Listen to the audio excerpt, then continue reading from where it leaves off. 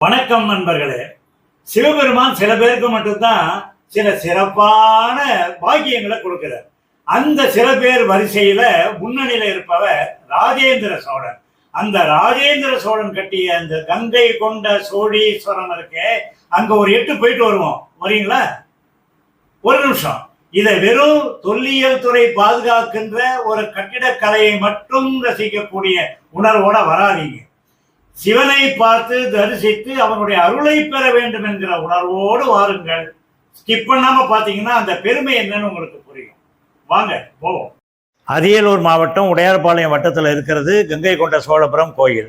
இது சிதம்பரத்திலேருந்து ஒரு 41 கிலோமீட்டர் அல்லது கும்பகோணத்திலேருந்து ஒரு 34 கிலோமீட்டர் தொலைவில் இருக்கு. வழியில் அணைக்கரையில் இந்த கொள்ளிடம் ஆறு, பிரம்மாண்டமான கொள்ளிடம் ஆற்றுக்கு குறுக்கே கட்டப்பட்ட சிமெண்ட் கான்கிரீட் பாலம் இருக்க லோயர் அணைக்கட் அப்படிங்கிற கீழணை. இந்த கீழணை கங்கை கொண்ட சோழபுரம் கோயில் இல்லைன்னா இந்த கீழணை இல்லை. ஏன்னு சொல்கிறேன், உள்ளார வீடியோவை ஸ்கிப் பண்ணாமல் பாருங்க. இப்போ நாம் கோயிலுக்கு வந்தாச்சு. கோயிலுக்குள்ளார போகிறதுக்கு 2 வாசல். ஒன்று கிழக்கு வாசல், அந்த மொட்டை கோபுரம் வழியாக நாம் அப்படியே நேராக கோயிலுக்குள்ளார போகலாம். இன்னொன்று வடக்கு வாசல், அதாவது திருச்சி சிதம்பரம் கிழக்கு மேற்கா போகக்கூடிய ரோடு இருக்க, அங்கே பஸ்ஸை விட்டு இறங்கின உடனே வடக்கு வாசல் வழியாக நம்ம உள்ளே போகலாம். அங்கே ஒரு இடிஞ்சு போன 2 அடுக்கு சுற்று மாளிகை இருக்குது பாருங்கள், அது வழியாக உள்ளே போகலாம். ஆனால் அதை மூடிட்டாங்க. அதனால் நாம் இந்த மொட்டை கோபுரம் வழியாக கிழக்கு வாசல் வழியாக தான் நாம் கோயிலுக்குள்ளார போய் நம்ம சாமி தரிசனம் பண்ணுறோம். அப்படியே நாம் உள்ளார போனோம்னாக்கா ஒரு கோபுரம் இருக்கும்.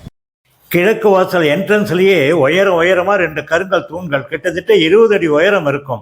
இது எதுக்காக நிற்பாட்டியிருக்காங்கன்னு தெரியலை. இதை அசைக்க கூட முடியல பிரிட்டிஷார்களால். இல்லாட்டி போனால் இதையும் சேர்த்து தூக்கிட்டு போயிருந்திருப்பாங்க. 2 தூண்களையும் கடந்து நாம் உள்ளார போனோம்னா 2 பக்கமும் நம்முடைய மிதியடிகளை இலவசமாக பாதுகாக்கிறதுக்காக அங்கே ரேக்கெல்லாம் வச்சுருக்காங்க. அங்கே மிதியடிகளை விட்டுட்டு நம்ம நேராக போகிறோம். அங்கே ஒரு போர்டு இருக்குது. ஒரு சிவப்பு ட்ரெஸ்ஸை போட்டுட்டு ஒரு பெண்மணி கையால் ஏதோ காமிச்சிட்டு இருக்காங்க பாருங்கள், அந்த போர்டு. அதுதான் உள்ளார என்னென்ன பார்க்கணும், எங்கெங்கே என்னென்ன இருக்குங்கிற விவரங்களை சொல்லக்கூடிய வரைபடம். அப்படியே நம்ம உள்ளே போனோம்னா நம்முடைய தென்கிழக்கு பகுதியில் ஒரு வட்ட வடிவமான அமைப்பு ஒன்று இருக்குது பாருங்கள், அதுதான் அப்போ உள்ள அரண். அந்த அரண் தான் பிற்காலத்தில் பிரிட்டிஷார்களால் அது பீரங்கி மேடையாக பயன்படுத்தப்பட்டது என்று வரலாறு சொல்லுகிறது. தமிழ்நாடு அரசின் தொல்லியல் துறையானது கங்கை கொண்ட சோழீஸ்வரத்தை ராஜேந்திர சோழன் அகழ்வைப்பகமாகத்தான் கருதுகிறது. இதில் உட்கோட்டை அப்படிங்கிறது ஏதோ கோட்டைன்னு நினச்சிக்காதீங்க. இது உடையார்பாளையத்தில் இது ஒரு பகுதியான ஒரு ஏரியா. இதை பாருங்க, நுழைவாயில்கிட்டே ஒரு போர்டு வச்சிருக்கிறாங்க, பாதுகாக்கப்பட்ட சின்னம் அப்படின்னு சொல்லிட்டு.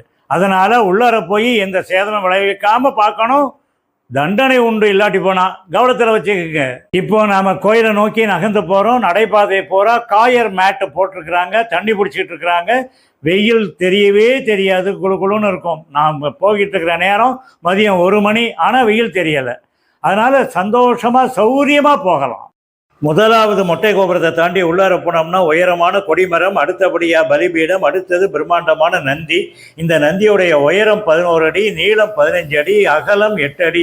இந்த நந்தியானது பிற்காலத்தில் உடையார்களால் கட்டப்பட்ட சுதைச்சிற்பம்னு சொல்கிறாங்க. அப்புறம் அதை தாண்டி நேராக நம்ம மேற்கு நோக்கி போனோம்னா மேலே ஏறணும். அதை மேலே ஏறி போகிறாங்க பாருங்கள். அப்படி மேலே ஏறி போனோம்னா நேராக மகாமண்டபத்துக்குள்ளார நுழைஞ்சிடலாம். மேலே ஏறி வந்த உடனே 2வது மொட்டை கோபுரத்துக்கும் மகாமண்டபத்துக்கும் இடையில உள்ள 2 பிரம்மாண்டமான அந்த துவாரபாலகர்கள்ட்ட நம்ம அனுமதி வாங்குகிறோம். அவங்கள வணங்கிட்டு அப்படியே நாம் வலது கை பக்கமாக சுற்றினோம்னாக்க சுவாமியை பார்த்த மாதிரி இருக்கக்கூடிய நந்தீஸ்வர பகவான்கிட்ட அனுமதி வாங்குகிறோம். நந்தீஸ்வர பகவானை சுற்றி வந்தோம்னாக்க மகாமண்டபத்து வாசலில் வலது பக்கம் இருக்கக்கூடிய விநாயகரை வணங்கிட்டு அவர்கிட்ட அனுமதி வாங்கிக்கிட்டு நாம் மகாமண்டபத்துக்குள்ளார நுழையிறோம். இது மகாமண்டபம். இதோட நீளம் 175 அடி, அகலம் 95 அடி. இதில் 153 பிரம்மாண்டமான தூண்கள் இருக்குது. நேராக போய் சாமியை பார்த்துட்டு திருப்பி இங்கே வாங்க. ஏன்னா அங்கே விநாயகர் சன்னதி இருக்குது, வள்ளி தெய்வானையுடன் கூடிய சுப்பிரமணிய சன்னதி. அதில் ரொம்ப முக்கியமாக பொற்றாளம் ஏந்திய திருஞான சம்பந்தமூர்த்தியோட திருமேனியும் அங்கே இருக்கிறது. ஒரு பெரிய அற்புதமான காட்சி. அப்புறம் அங்கே யோக சக்தி அம்மனுடைய செப்பு திருமேனி இருக்குது, அவங்கள பார்த்து வணங்கணும். வடகிழக்கு மூலையில் அற்புதமான நவகிரகம், அதாவது ஒரே பீடத்தில் அமைந்த சூரிய சக்கரம் தாமரை வடிவில் இருக்கு. அங்கே 7 குதிரைகள் பூட்டிய தேரை சூரிய பகவான் ஓட்ட நவகிரகங்களோடு சேர்ந்து இருக்கிறார். உலகத்துல வேறு எங்கேயும் இந்த காட்சியை நாம பார்க்க முடியாது. எல்லாத்தையும் பாருங்க. அடுத்தபடியா அர்த்த மண்டபத்துக்கு வர்றோம். இங்கே 8 ஐ வடிவ தூண்கள் இருக்கு. அதனால இதுக்கு 8 கால் மண்டபம்னு பேரு. இதன் சுவற்றில் 53 வகையான பரதநாட்டிய சிற்பங்கள் இருக்கு. 6 வரிசையில சிற்பங்கள். உதாரணமா விஷ்ணு அனுகிரகமூர்த்தி, மீனாட்சி சுந்தரேஸ்வரர் திருமணம், ராவணன் கைலாயமலையை பெயர்த்தெடுத்த காட்சிகள், மார்க்கண்டேயர் வரலாறு, சண்டேஸ்வரர் வரலாறு, தேவி அனுகிரகமூர்த்தி, இதெல்லாம் இருக்கு. எல்லாத்தையும் பொறுமையா நின்று பாருங்க. அடுத்தபடியாக கருவறையில் இருக்கக்கூடிய பெருவுடையார் அப்படிங்கிற பிரகதீஸ்வரரை வணங்குறோம். இவர் ஒரே கல்லாலான லிங்க திருமேனி. இந்த லிங்க திருமேனியின் ஆவுடையின் சுற்றளவு 60 அடி, பானத்தின் சுற்றளவு 16.5 அடி, உயரம் 13.5 அடி. கருவறையில் இலுப்பை மரத்தாலான சாளரங்கள் இருக்குது. அது மட்டும் இல்லாமல் சுவத்தில் சந்திரகாந்த கற்கள் அப்படிங்கிற ஸ்பெஷல் கற்களை பதிச்சிருக்கிற காரணத்தால் எப்பவுமே இந்த கருவறை குழு குழுன்னு ஏசி போட்ட மாதிரி இருக்கும். வெளிச்சமும் நிறையா இருக்கும். திருப்தியாக வணங்குறோம். இப்போ சுவாமியை தரிசனம் பண்ணிட்டு தெற்கு பக்கமாக இருக்கக்கூடிய வாயில் வழியாக வெளியில் வந்து அப்படியே பார்த்தோம்னா தென் கைலாயம் அப்படிங்கிற கோயில் இருக்குது. ஆனால் உள்ளார இப்போ எந்த சாமி சிலையும் இல்லைங்கிறது ஒரு வருத்தமான செய்தி தான். அது மட்டும் இல்லைங்க, ராஜேந்திர சோழன் கல்லே கிடைக்காத இந்த இடத்துல எங்கேருந்து கல்லை கொண்டு வந்து எப்படி இவ்வளவு பிரம்மாண்டமாக கட்டினா அப்படின்னு நினச்சி அதிசயப்படாமல் பிரமதத்தை சார்ந்தவர்களும் பிரிட்டிஷார்களும் இங்கே ஆண்ட போது பல மண்டபங்களையும் இடித்து தரமட்டமாகி சின்ன பின்னமாக்கி வச்சிருக்கிறாங்க.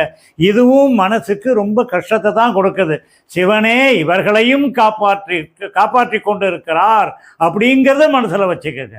தெற்கு கர்ணவாசல்லேருந்து கீழே இறங்கி மேற்கு நோக்கி நடந்தால் கருவறையின் தெற்கு சுவரில் நடராஜர் இருக்கிறார், சங்கர நாராயணன் இருக்கிறார், குருமூர்த்திங்கிற தட்சாமூர்த்தி இருக்கிறார், அப்புறம் அர்த்தநாரீஸ்வரர் இருக்கார், நர்த்தன விநாயகர் இருக்கார். அதே மாதிரி கருவறையின் மேற்கு சுவரில் கங்காதர மூர்த்தி இருக்கார், லிங்கோத்பவர் இருக்கார், ஸ்ரீதேவி பூதேவி சமேத மகாவிஷ்ணு இருக்கார், கார்த்திகேயன் இருக்கார், உமா மகேஸ்வரர் இருக்கிறார். எல்லாரையும் பார்த்து நம்ம தரிசனமே பண்ணிக்கலாம். கருவறையின் வடக்கு சுவற்றறைகளில் காலசம்ஹார மூர்த்தி, 8 திருக்கரங்களுடன் கூடிய விஷ்ணு துர்க்கை, சாவித்திரி, சரஸ்வதி சமேத பிரம்மா, காலபைரவர், காமதகனமூர்த்தி இவங்கெல்லாம் இருக்காங்க. எல்லாரையும் பார்த்து நம்ம தரிசனம் பண்ணிக்கலாம். மக்கள்லாம் இறங்கி வராங்க பாருங்க. அது வடக்கு வாயில். அதுக்கு எதிரே கொஞ்சம் தள்ளி இருக்கிறது சண்டேஸ்வரர் சந்நிதி. இவர் வடக்கு கர்ணவாசல்ல இருக்கக்கூடிய சண்டேஸ்வர அனுகிரக மூர்த்தி. அதாவது விசார சர்மனுக்கு சண்டேஸ்வர பதவியை சிவபெருமான் கொடுக்கிறார். இவர் தான் சண்டேஸ்வரர். அவரை மௌனமா வணங்கிட்டு வெளியில வாங்க. சுவாமி சன்னதிக்கு வடமேற்கே உத்தர கைலாயம் அல்லது வட கைலாயம் அப்படிங்கிற கோயில் இருக்கு. இப்போது அம்மன் சன்னதியாக இருக்கிறது. உள்ள இருக்கிற அம்மனுக்கு பிரகநாயகி அப்படின்னு பேரு. தஞ்சை பெருவுடையார் கோயிலில் அம்மனுக்கு என்ன பேரோ அதே பேரு. முன்னாடி முன்பண்டபம் வழியா வந்து அம்மனை வணங்கிட்டு நாம வெளியில வர்றோம். தெற்கு வளாகத்தில் எப்படி மண்டபங்கள்லாம் இடிக்கப்பட்டு அந்த கருங்கல்லாம் அணைக்கட்டு கட்டுறதுக்கு எடுத்துட்டு போனாங்களோ அதே மாதிரி தான் இந்த வடக்கு வளாகத்திலையும் நிறைய சிலைகள் உடைக்கப்பட்டிருக்கின்றன, மண்டபங்கள் உடைக்கப்பட்டிருக்கின்றன. சேதப்படுத்தப்பட்ட இந்த கற்களை எல்லாம் அப்புறப்படுத்தி விட்டு ஏதோ மிஞ்சின இந்த சிலைகளை எல்லாம் தொல்லியல் துறையானது பாதுகாப்பாக அங்கங்கே வச்சிருக்கு. வழிபட முடியாட்டி போனாலும் பார்த்து ரசிக்கலாம். பார்த்துட்டு வருவோம் வாங்க. இதோ கம்பி வலை போட்டு பிரம்மாண்டமாக ஒரு அமைப்பு தெரியுது. அது என்னன்னு தெரியுதா உங்களுக்கு? இதோ ஒரு பெரிய சிங்கம் தெரியுதா? பக்கத்தில் நிறைய பேர் நின்றுட்டு ஏதோ எட்டி பார்த்துட்டு இருக்காங்க தெரியுதா? அது ஒரு பிரம்மாண்டமான கிணறு. அது மேலே தான் இந்த கம்பி வலையை போட்டிருக்காங்க. அது வழியாக எட்டி பார்த்தோம்னா தண்ணீர் தெரியுதா? அப்படியே உங்களுடைய இடதுகை பக்கமாக பார்த்தீங்கன்னா ஒரு கருப்பாக கட்டம், ஒரு வாயில், ஒரு துவாரம் தெரியும். அது மனசில் வச்சுக்கோங்க. இப்போ அப்படியே நம்ம மேலே நோக்கி வந்தோம்னா அந்த கம்பி வலையோடைய பிரம்மாண்டத்தை நீங்கள் பார்க்கலாம். இவ்வளவு பிரம்மாண்டமான கம்பி வலையை போட்டிருக்காங்கன்னா பிரம்மாண்டமான கிணறு அப்படின்னு அது அர்த்தம். அதுக்கு இடது பக்கம்தான் அந்த சிங்கம் இருக்கு. அதை சுரங்கப்பாதைன்னு சொல்லுவாங்க, கிடையாது. அந்த கேட்டு வழியாக நம்ம எட்டி பார்த்தோம்னா உள்ளார கீழ் நோக்கி படிக்கட்டு போகும். அப்படியே இந்த படிக்கட்டு வழியாக இறங்கி போனால் அந்த கிணத்துல துவாரம் தெரிஞ்சது பாருங்க, அங்கே போயிடலாம். அங்கே போய் தண்ணீரை முன்னிட்டு வந்து சுவாமிக்கு அபிஷேகத்துக்காக அந்த தண்ணீரை பயன்படுத்துவாங்க. பாருங்க, இதுதான் அந்த கிணத்துக்கு போகக்கூடிய பாதை, அந்த வழி. இதுக்கு தான் சிம்ம கிணறுன்னு பேரு. ராஜேந்திர சோழன் கங்கை படையெடுப்பின் போது வெற்றி கொண்டு அங்கிருந்து கொண்டு வந்த மிகப்பெரிய சிலைகள், உதாரணமா தசபுஜ காளி சிலை, துர்க்கை சிலை, இதையெல்லாம் தனித்தனியாக அங்கங்க வச்சிருக்கா. இந்த துர்க்கையம்மனை வணங்கிட்டு தான் ஒவ்வொரு முறையும் இவர் போருக்கு போவார், வெற்றியோடு திரும்பி வருவார்னு சொல்றாங்க. அதனால இங்கே கங்கை கொண்ட சோழபுரத்துக்கு வர்ற நீங்க பிரகதீஸ்வரர் வணங்கிட்டு பிரகநாயகியையும் வணங்கிட்டு அதுக்கு முன்னாடி இருக்கக்கூடிய துர்க்கையையும் வணங்கிவிட்டு வாருங்கள். இது ரொம்ப அவசியம். இவ்வளவு அற்புதமான கங்கை கொண்ட சோழபுரத்தை பத்தி மற்றவங்களும் தெரிஞ்சுக்கணும் இல்லையா? அதனால தயவு செய்து ஒருத்தருக்காவது இந்த காணொலியை ஷேர் பண்ணுங்க. அற்புதமான இந்த கங்கை கொண்ட சோழீஸ்வரத்தை ஒரு முறை சுற்றி வந்திருக்கிறோம் அப்படின்னு நான் நம்புறேன். இது உங்களுக்கு நிச்சயமா பிடிச்சிருக்கும். அதனால தயவு செய்து இந்த சேனல் சப்ஸ்கிரைப் பண்ணுங்க, பெல் ஐக்கானை ப்ரெஸ் பண்ண மறந்துடாதீங்க, லைக் பண்ணுங்க, ஷேர் பண்ணுங்க. உங்களுடைய கமெண்ட்ஸை கண்டிப்பா இதில் கொடுங்க. ஏதேனும் எனக்கு தெரியாதது இருந்தாலும் அதில் தெரிவிங்க, நானும் தெரிஞ்சுக்கிறேன். நன்றி, வணக்கம்.